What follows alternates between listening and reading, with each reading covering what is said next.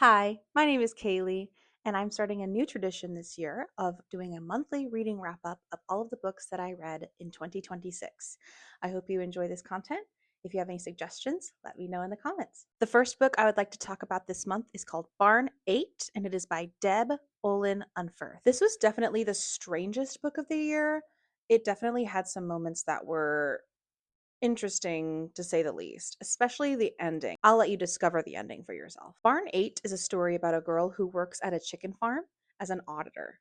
And while she's there, she has a vision of rescuing a bunch of chickens from their enclosures. She comes up with a plan with a bunch of other animal activists to create an escape plan for these chickens. There were a lot of POVs in this book, and it made it really difficult to keep track of who was talking and when. This book not only jumped between characters speaking, but also it jumped through time periods of past, present, and future. Because the chapters were not labeled as to who was talking and what time period it was, it became really difficult to figure out where I was in the story. And it took me a while every paragraph to kind of orient myself as to who is talking, where are we, and what time is it in this universe that we're in. So I think the book would have been easier to understand if the POVs were actually labeled out and maybe if we had some timestamps throughout the book. The reason I picked this one up was I found a signed edition at my local bookstore, and it was also recommended to me by a person that worked at the bookstore. They said it was really interesting. They said it was a really unique story that they've never heard before. And I'd never read any stories about a giant chicken heist. So it was definitely the weirdest book. I won't spoil the ending for you, but the ending was definitely interesting. If you've read this book, let me know what you thought about the ending in the comments. Okay, our next read for January 2026 was Heated Rivalry by Rachel Reed. Now, I'm not a contemporary romance girly. Usually, contemporary romance gives me the ick. I don't really like it very much. That includes modern romantasy titles too. Sometimes those just don't hit for me. However, this one was recommended to me by a friend in my book club, and she was all over it, super hyped about it, and really wanted someone to talk to about it. So I decided I would jump on the train, see what it's about, and get my honest opinion about it. I truthfully went into this book as kind of a hate read. I was planning on reading it as something I could potentially make fun of and something that I would just laugh at because it's kind of bad. Usually, contemporary romances are poorly written, are mostly steamy scenes, and don't have a lot of substance to them, in my opinion. Now, that doesn't mean all of them are like this, but that's just been my experience with contemporary romance nowadays. However, I had so much fun with this book. This book made me have butterflies. It made me feel like what Heartstopper made me feel like when I read that for the first time. I don't know what it is about MLM romances, but sign me up. They're so good. So, Heated Rivalry is a story about two hockey players on opposing teams. They meet during their senior year of high school as they're preparing to be scouted for NHL hockey teams. They get drafted onto two different teams and they are rivals. Thus, the title. Heated rivalry. They start to fall for each other early on in their careers, and they're trying to keep their relationship a secret. A lot of the story is told through their hookups and their steamy moments. So, this book contains a lot of sexual content. If that's not something you like and that's not something that you're very into, I would not recommend this book. However, the steamy scenes didn't feel like they were in there just to be in there. They felt like they were in there to move the story along. And a lot of conversations were had during those scenes to kind of progress their relationship from casual hookups to more of a serious commitment. I also watched the show on HBO Max and absolutely loved it. So this is definitely a guilty pleasure of mine. Did not expect to like this at all, but actually ended up really loving it. Next, of course, I read the sequel to Heated Rivalry, which is The Long Game by Rachel Reed. And I enjoyed this one too. It was really interesting to see where the characters went after the end of Heated Rivalry. You could definitely read Heated Rivalry as a standalone novel, and you do not need to read The Long Game. However, The Long Game kind of adds on to the ending of Heated Rivalry, and you get to see the future for these characters. So if you really enjoy Shane and Ilya's story, I would highly suggest reading The Long Game. The only gripe I had about The Long Game, and this is a spoiler in 3, 2, 1, 0, is I did not like their wedding. I thought there's no way that Shane would have had a thrown together last minute wedding. That bitch would have planned it. He would have meticulously planned it. If not Shane, then his mother. Just saying. So yeah, that was the Heated Rivalry series. I really enjoyed it. And if you're looking for a new contemporary romance series to give a try, I would highly suggest that one, as long as you're okay with a lot of steam in your books. We now moved on to our first DNF of the month, and that was Moth Eater by Linda H. Kodega. I was reading this for a book club that I'm part of with friends from work, and I just could not get into it. This book is about a girl that lives in the Appalachian Mountains. She's investigating the disappearances of these people that work for this coal mining company. And along with a bunch of other people that have gone missing, her friend has now gone missing. So she was already investigating this, but now that her friend has gotten involved, she's definitely trying to figure out what is going on here. As she's investigating, she finds a body near the river at the base of the mountain, and you find out that that is not actually a dead body, it is a witch, and that witch does not remember her name and goes by Moth Eater. I was all about the witchy vibes with this book. The vibes were immaculate. It's giving earthy, it's giving Wiccan, it's giving sapphic vibes. However, the romance subplot in this story felt extremely forced. I saw that it was a sapphic romance and I got super, super excited. But when we got to the point where the romance starts to come into play, it felt extremely forced. There was no chemistry with these two characters before this confession comes to us. And it felt really out of the blue and out of nowhere with no basis of attraction between the characters. And so that was a little bit concerning to me. Felt a little bit queer baity to me, in my opinion. So that was the first red flag for me. The other red flag is nothing was happening. We got a lot of descriptions and we had a lot of small little actions that were going on, but at the 50% mark, the two main things that had happened were we went to the library and we talked with a fortune teller. That was literally it. Everything else was like them wandering around in the forest, and there was just no plot movement whatsoever. So at the 50% mark, I decided to check out the reviews. I normally do not check out reviews of books before I read them or during my reading, but I wanted to see if the ending was worth it for the slow beginning. And a lot of people said that the ending was really predictable and was not very satisfying considering how slow the beginning section of the book was. So I decided, since I was reading this book for a book club, that I would just DNF it and get the tea from my friends at my book club. We had some that liked it, and we had some that were like me and decided to DNF it halfway through. So if you are looking for an audiobook that you want to just put on in the background, that you can zone out for long periods of time and like zone back in and still know exactly what's going on, this would be a good book for you. Otherwise, I wouldn't really recommend it. The next book I read this month was My Dearest Patrolman, Volume 1 by Niyama. It is a manga and is the first volume in this manga series. I was telling my friend at New Year's Eve that I was starting Heated Rivalry in January, and we started talking about other MLM romances that we enjoy. And she brought this to my attention. I'm a sucker for a good manga or graphic novel, and so I decided to rent this from my local library and give it a try. This one is really steamy, has a lot of steamy scenes in it. So again, if that is something you are not comfortable with, I would suggest not looking into this one. So the plot is we have these two characters. We have a police officer and then we have a young boy who wants to become a police officer. I say young boy, he's around 15. They meet while the older officer is out doing his rounds, and they start kind of forming a friendship between each other. As the younger boy gets older, as he turns 18 and enters the police force, he starts to have a lot of romantic feelings for that police officer that formed a relationship with him. To me, that feels a little bit groomer-y. The author was trying to definitely put out the vibes of, hey, he's not a groomer. But for me, as someone who works with young kids and is a teacher to young kids, the thought of having, first of all, a friendship with a child is a little weird. Second thing is forming a romantic relationship with that kid as soon as they turn 18.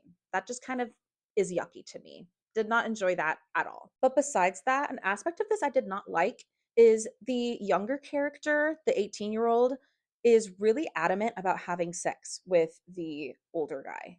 And it comes to the point where the younger character makes the older character feel like they don't love each other if they're not having sex. To me, that also was kind of icky. And the character ended up sleeping with the other character because he felt really pressured. He felt like, oh, well, this relationship's not going to move forward unless we do this. And I, that was just disgusting. Did not like that. So I'm not going to be continuing this series. The art was very beautiful. The paneling and the art was really well done. I will say that. But the storyline itself and the themes in it, not a huge fan. So I think I'm going to stop there. We then are moving on to another manga. This is Uzumaki by Junji Ito. I had read his copy of Frankenstein, the graphic novel version of Frankenstein, and I thought that was phenomenal. The art is so grotesque and yucky, and it just makes you feel icky in the best way if you're looking for an icky horror book. This book follows a town that is being possessed by this spiral. A spiral is starting to take over the town, and you might be thinking, how does a spiral take over the town? You got to read the book to find out. This book is a good one to go into blind. I would suggest not looking up anything beforehand and just kind of letting the story take you where it's going to take you. There are a lot of interconnected short stories throughout this book. I believe it was originally published as 3 volumes. I read the version where all of the volumes are in one novel, so it was pretty thick guy. I would not suggest this to anyone that is not comfortable with body horror. There are a lot of elements of body horror where bodies are being manipulated into unnatural ways. There's also some surgical horror in there. So if those are things that you do not want to experience or things that you do not want to read about, I would suggest moving away from this book. Check the trigger warnings on this one. We now move on to my first 5-star read of the month, and that is Monk and Robot by Becky Chambers. And it also has its own little spot on my bookshelf because it was so special and so awesome. The book's dedication says that it's dedicated to those who need a break. And I felt like that was such a apt dedication. I've been struggling with burnout lately and thoughts of not being good enough, especially when it comes to my job and being a functioning adult in society. And this book was really, really healing to that part of me that needed to just have permission to be. So, this book follows a monk who is living about 1,000 years in the future from present day. The monk is living in a city, and this takes place in a utopia future. This is a utopia where humans have taken care of our planet. Global warming is down. We're going with all natural resources, all biodegradable resources. We move to a non capitalist currency. It just sounds like such an amazing society to live in. And that was also really nice to read about considering what's going on in the world right now. So, this monk decides that they're done with city life. They really want to try living out on their own in the wilderness. They have a dream of sleeping with crickets and hearing the sounds of crickets as they fall asleep. So, they gather up their stuff, get in a little wagon, and head out into the forest. Now, 500 years before this, the robots decided that they were not going to be slaves to humans any longer. They decided they wanted to become independent beings with their own society and culture. So the robots decided to move away. They left and walked into the wilderness, into the forest, and humanity has not seen them in 500 years. While the monk is in the forest, a robot comes out and greets them. And the robot asks, "What do humans need?" And that is the question that the robots are asking of humanity. And they will not rest until they get their answer. This was such a beautiful book. You got to watch the relationship between this monk and this robot form. And it was just so beautiful. It makes you ask a lot of questions as to what is the purpose of being a human? What is the purpose of being alive? Why do we spend our time the way that we spend our time? What is the value of our time? Here is one of my favorite quotes from this book. "Because I know that no matter what, I am wonderful." He said it with nothing arrogant about the statement, nothing flippant or brash. It was merely an acknowledgement, a simple truth shared. So good. Our next book that I read was for another book club. This one was called The Anthropocene Reviewed by John Green. This is a nonfiction collection of essays in which John Green talks about a variety of topics that are included in the human experience. You might hear the title and you might think, what's Anthropocene? What is that? It is defined as the era of humans. So we have like the Jurassic era and all that kind of stuff. Right now, we are in the Anthropocene era, where humans are the dominant species. When you hear that title and you hear that definition, you might think, oh, John Green's going to talk about a bunch of stuff to do with a bunch of variety of different people. He's going to be talking about different cultures. He's going to be talking about different countries. He's going to be talking about different people of different backgrounds and different lifestyles than us. However, he uses this title as satire. He's actually created a memoir with this book. He's detailing a lot of things that he has experienced in his life or things that are important to him in his life. And he's using those things and essays about those things to tell his life story. For example, one of the earlier essays in this book is titled Scratch and Sniff Stickers. And he talks about his experience collecting and smelling these scratch and sniff stickers. And he talks about how they were really important and vital to help him ground himself when he was having anxiety attacks and moments of anxiety. But he also talks about how they work. He talks about how they were created, why they were created in the first place. And so this book kind of feels like a neurodivergent friend info dumping about a bunch of random facts that they know. And that was really, really fun. I love to watch video essays and I love to watch people talk about their passions and talk about random stuff that they know. And so this was really fun to read. It felt like I was watching a video essay, but instead it was in a reading form with actual essays. And it was really fun to get to know John in this way. The next book I read was called Dark Sisters by Christy DeMeester. This is one that I listened to just on audio. Usually I do both at the same time. I have a long commute to work. So what I'll do is I will rent the audiobook from my local library and also read either the EPUB version or a physical copy of the book when I get home. So that's how I'm able to read books pretty quickly. However, I was listening to this in conjunction with John Green's book because I didn't really want to listen to the essays in audiobook form, and I also couldn't really find an audiobook for that one. So I decided to just listen to another completely different audiobook at the same time so that I could keep the plots and the books separate in my mind. Dark Sisters is a book that follows three women throughout three different time periods. The first one takes place in 1750. Then we have a girl that is taking place in 1950. And we have our final girl who is in the year 2007. There is a curse upon this bloodline that is caused by one of the women in 1750. And the goal of the woman in 2007 is to put an end to this generational curse. This book is the definition of pussy rage. It is female rage at its finest. It talks about how women should just be their own selves. All of these women are in a cult called The Path, and it's a really male centered, male dominant cult. The women don't really have a lot of say in this cult, and it really hinders them and hinders their development as they are going through this book. The overall message of this book is female empowerment, finding ways to push through when you're being oppressed, and how to find your true self. Now, as I said, I listened to this just as the audio, and I did not like the volume mixing of the audiobook at all. The narrator would jump between characters and give each character a different voice, which I liked. However, some characters were whispering literally like this softly into the microphone, and other characters were talking really loudly. And so I would be listening to it in the car. I'd like crank it up because the character's like, then all of a sudden the next character would start talking and I'd be like, "Blah," and then I'd have to turn it down. So if you are interested in listening to the audio of this one,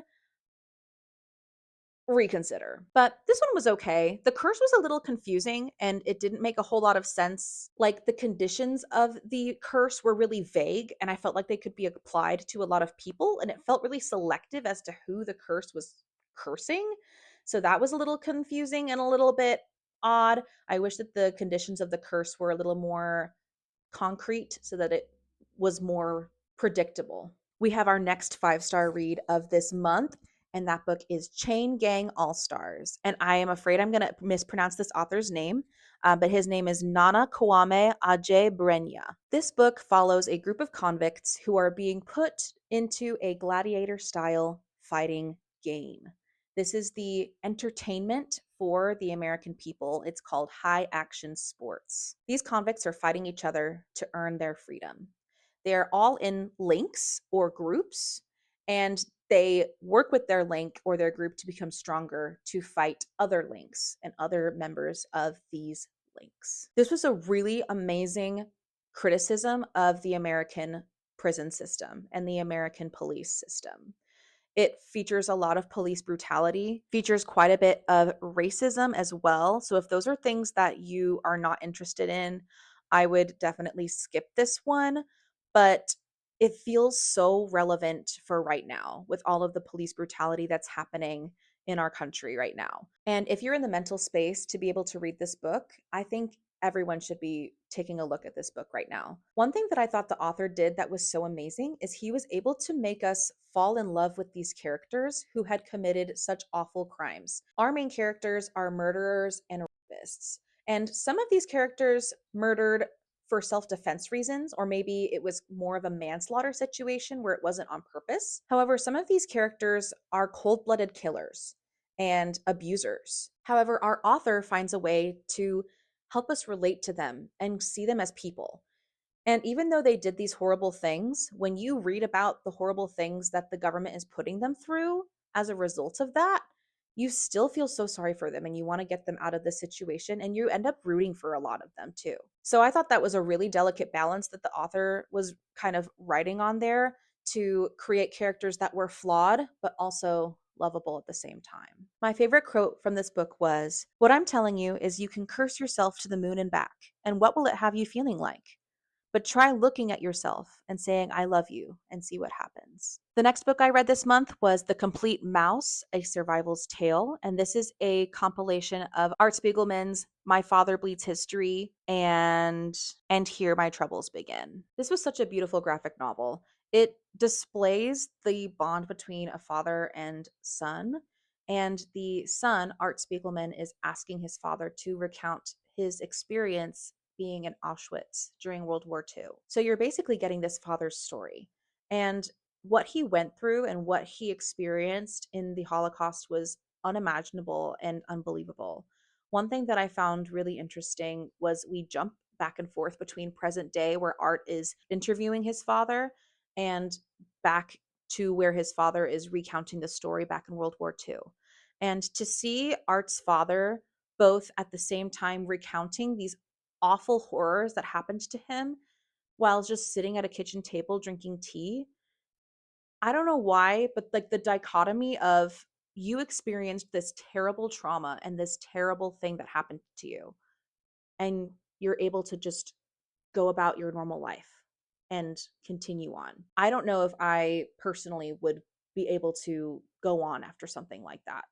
And to see his father continuing on and living life as normal as he can after experiencing such horrific things was really powerful and really interesting to me. But this book will definitely make you cry, not only because it's a really sad subject of the Holocaust, but it's also a really beautiful story about the bond of a father and son. The next book I read this month was Yellowface by R.F. Kuang.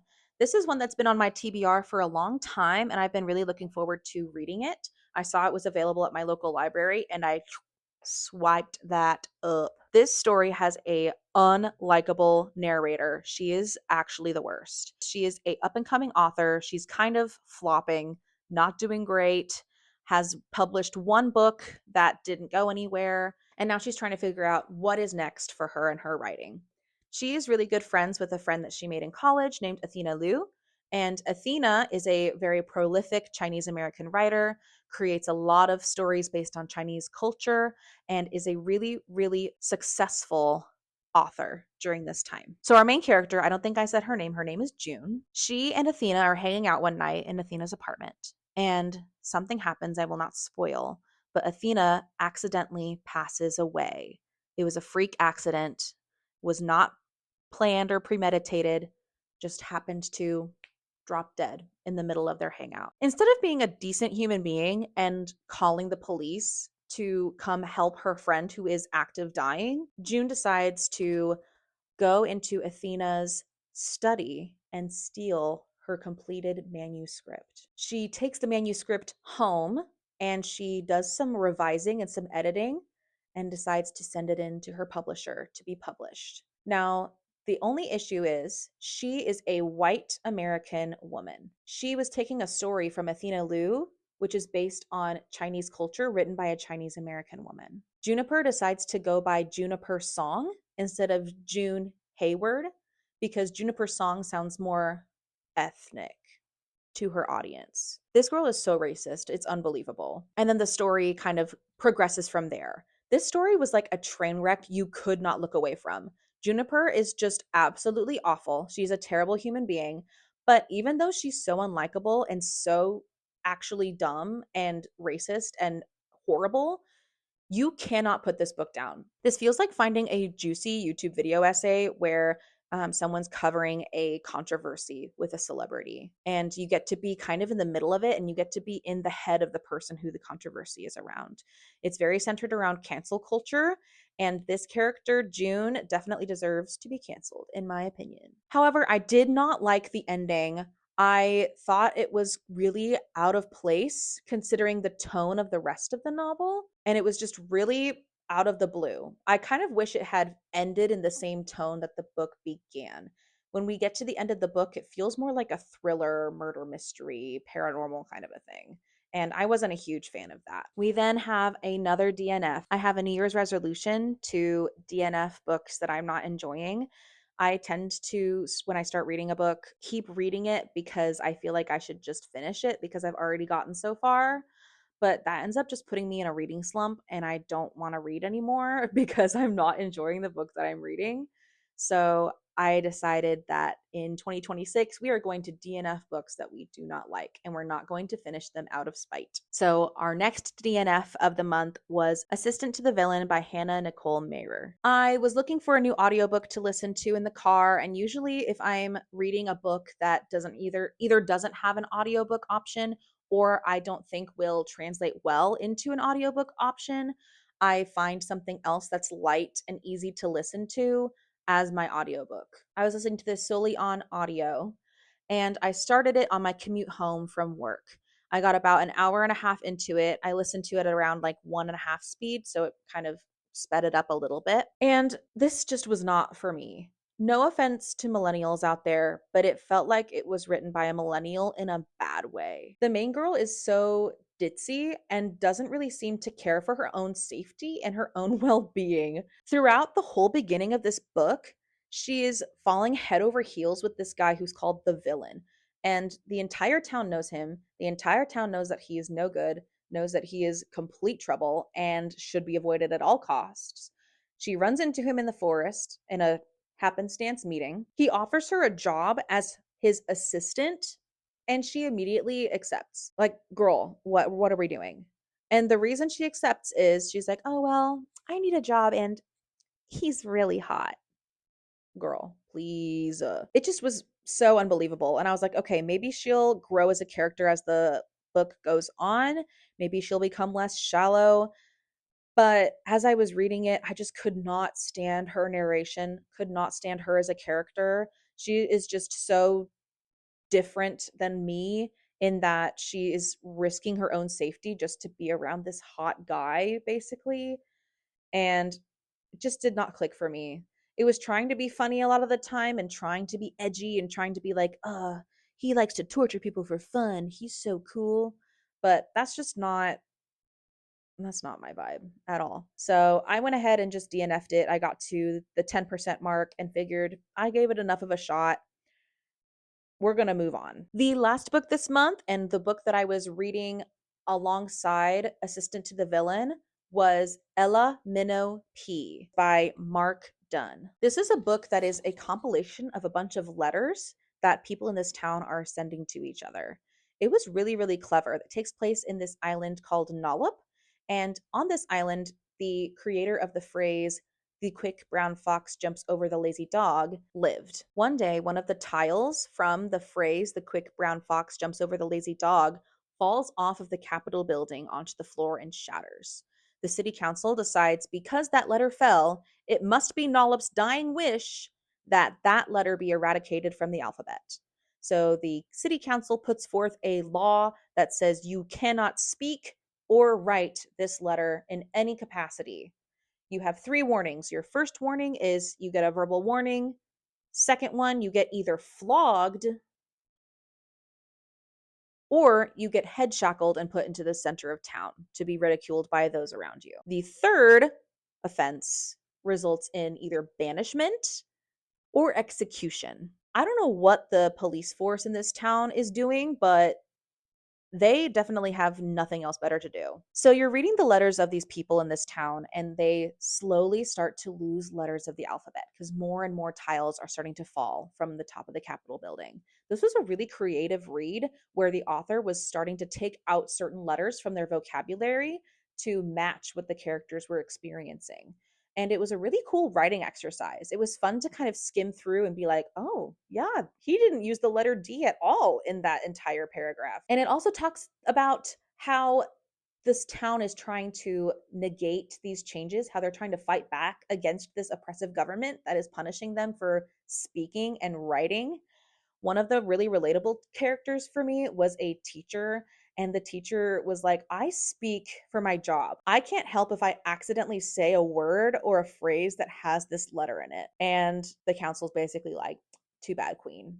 Sucks to be you. But one criticism I had is all of the characters in this book, all of their letters sounded the same. Thankfully, at the top it says from Ella to so and so, so you can know like who's talking. But if I didn't have that, I would not be able to differentiate the characters from each other whatsoever. They all write the exact same, they all sound the exact same, they all have the same character voice. And so it kind of got a little confusing like, wait, who is this again? Because they all sound and write exactly the same. Overall, this was a short read, and it was really, really interesting to see this different writing style of telling a story just through letters, and also to tell the story without being able to use certain letters of the alphabet. So that was really interesting. Well, that is all of my reads of January 2026. I hope you guys enjoyed this video. If you have any comments about what I shared, or if you have any of your books that you would like to talk about in the comments, feel free to write them below. Thank you. Bye.